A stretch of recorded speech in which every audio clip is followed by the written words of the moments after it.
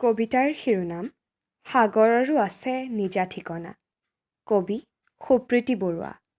আবৃত্তিকাৰ অভিশ্ৰুতি শৰ্মা। সাগৰৰো আছে নিজা ঠিকনা, আকাশো বিশাল সাগৰৰ দৰে। অজস্ৰ মণি মুকুতা সাগৰৰ বুকুত। নাবিকে জানে সেই কথা।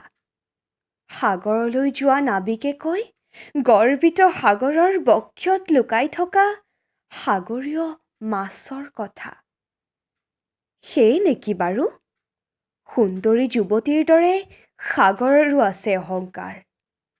তথাপিও চুনামীৰ বিধ্বস্ততাৰ পাছতো নতুন সৃষ্টিৰে, নতুন কৃষ্টিৰে উন্মেষ ঘটে।